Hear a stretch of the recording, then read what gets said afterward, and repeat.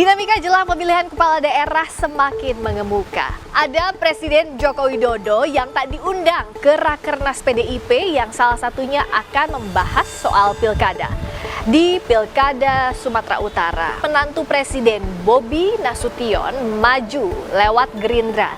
Ada pula nama Basuki Cahayapurnama alias Ahok yang disebut-sebut jadi salah satu kandidat dari PDI Perjuangan. Di Pilgub Jawa Timur, Kofifa Indar Parawansa dan Emil Dardak ramai-ramai diusung Koalisi Indonesia Maju. PKB pun siapkan tandingan.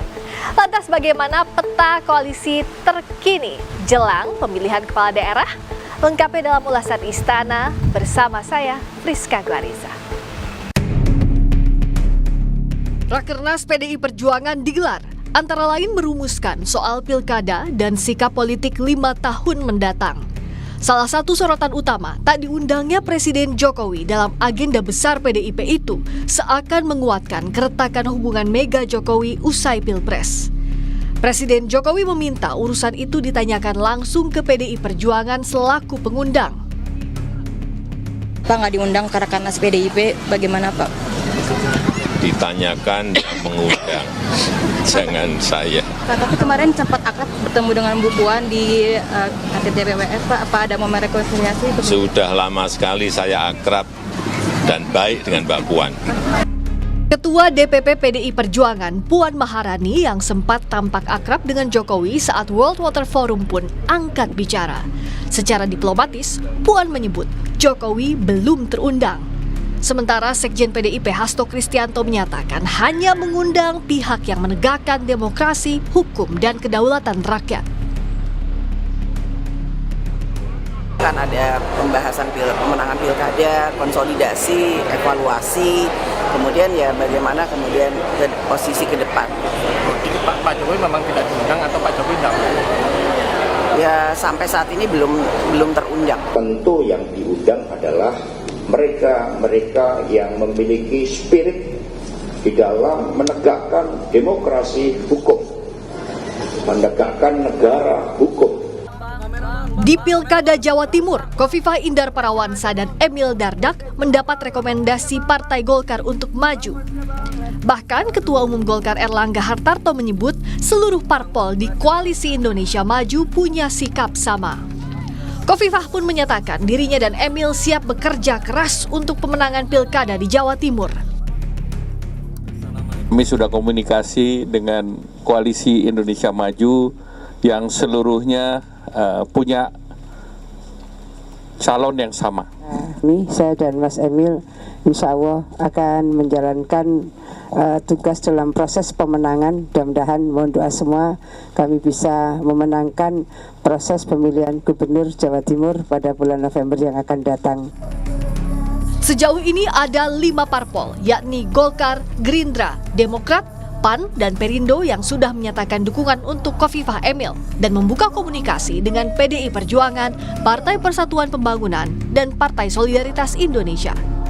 Di sisi lain, Partai Kebangkitan Bangsa akan membentuk poros baru bersaing dengan Kofifah Emil.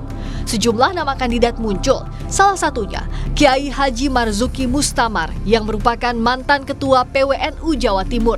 Dan setidaknya ada 3 partai politik di luar partai pendukung Kofifah Emil yang telah berkomunikasi dengan PKB. Tapi akan membuat poros di luar Mbak Kofifah. Nah, beberapa tokoh sudah kami simulasikan.